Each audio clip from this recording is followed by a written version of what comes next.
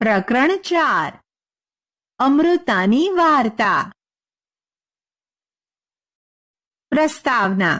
મિત્રો, ભારતની પશ્ચિમે આવેલા વિશાળ રણ પ્રદેશ ધરાવતા રાજસ્થાનમાં જોધપુર ગામ આવેલું છે. એની નજીક ખેજડી નામનું ગામ છે. તે ગામની ઘણા વર્ષ પહેલાની વાત છે. આ ગામનું નામ ખેજડી કેમ પડ્યું હશે? આ ગામમાં ખેજડીના ઝાડ એટલે કે વૃક્ષ ઘણા ઉગતા, એટલે ગામનું નામ જ ખેજડી પડી ગયું. આ ગામના લોકો ઝાડવા અને પ્રાણીઓને પ્રેમ કરતા. તેઓ કહેતા, વૃક્ષો છે તો જ આપણે છીએ. અમૃતાના મિત્રો. આ ગામમાં અમૃતા નામની એક છોકરી રહેતી હતી. તે દરરોજ સવારે વહેલી ઉઠી જાય અને પોતાના વૃક્ષ પાસે જઈ તેને વહાલ કરે. રોજ નવા વૃક્ષ પાસે જાય, એને ભેટે અને કહે, અરે તું મજબૂત છે, ખૂબ જ સુંદર છે, તું અમને સંભાળે છે, હું તને ખૂબ પ્રેમ કરું છું, મને તારા જેવી બનાવ. અમૃતાની જેમ બીજા બાળકોના પણ તેમના ખાસ વૃક્ષો હતા.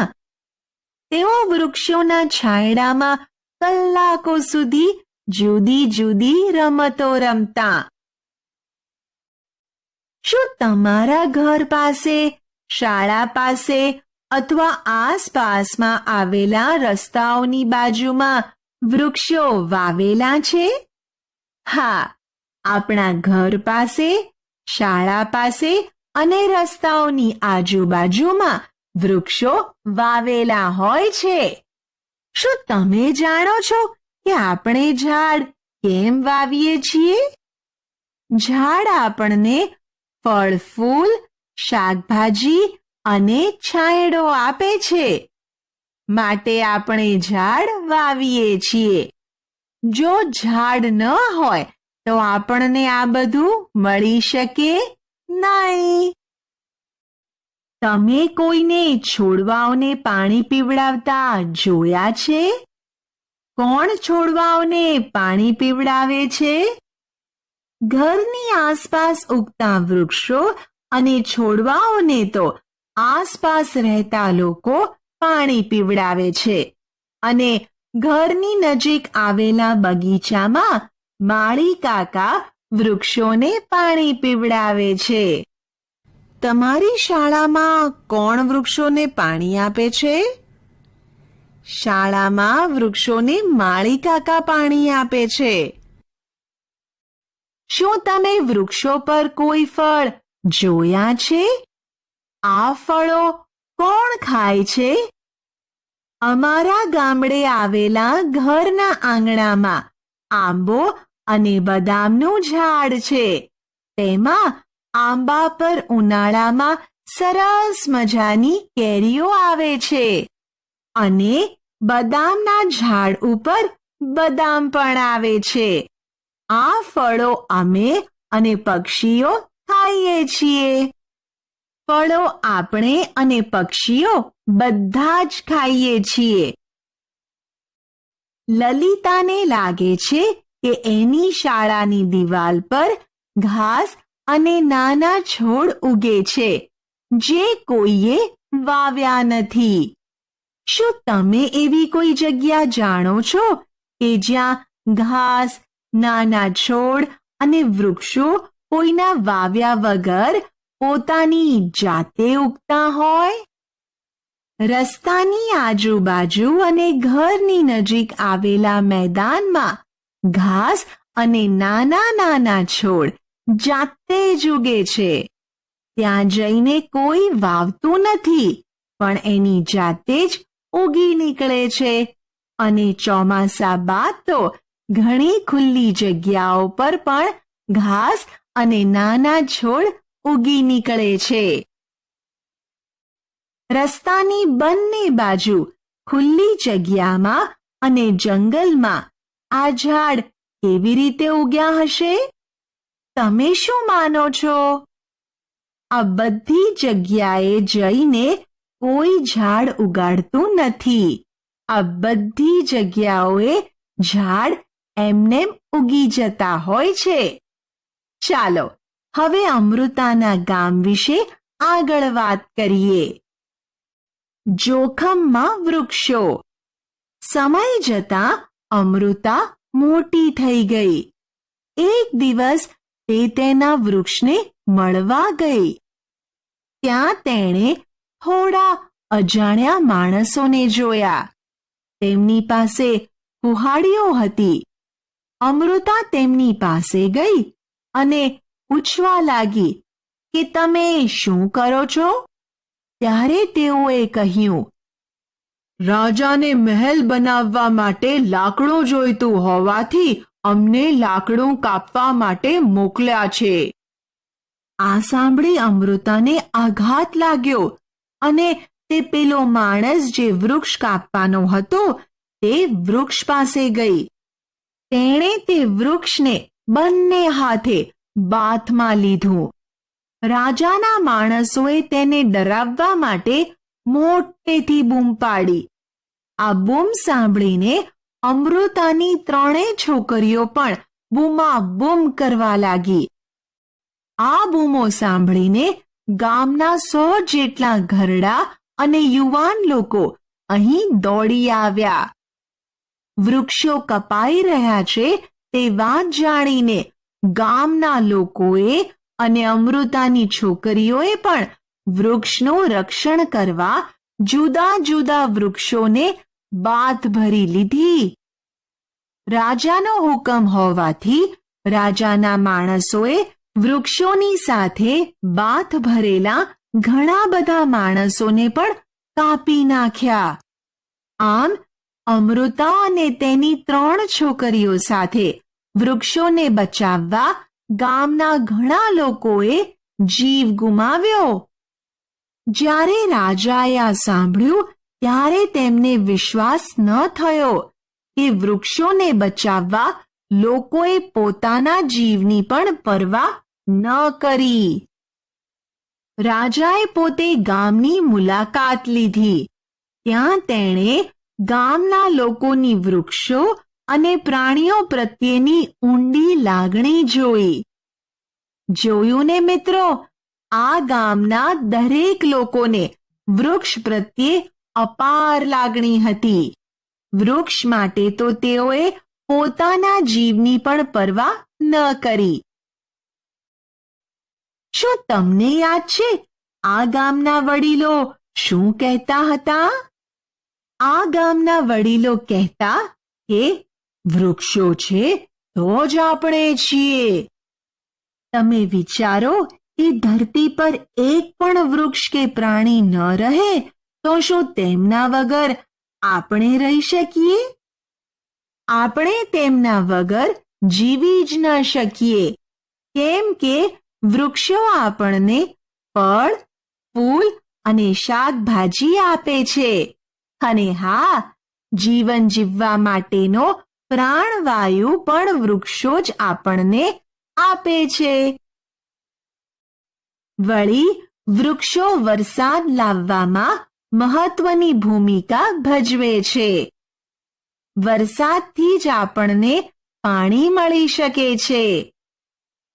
આમ આપણા જીવનની પ્રાથમિક જરૂરિયાતો હવા, પાણી અને ખોરાક આપણને વૃક્ષો પૂરી પાડે છે.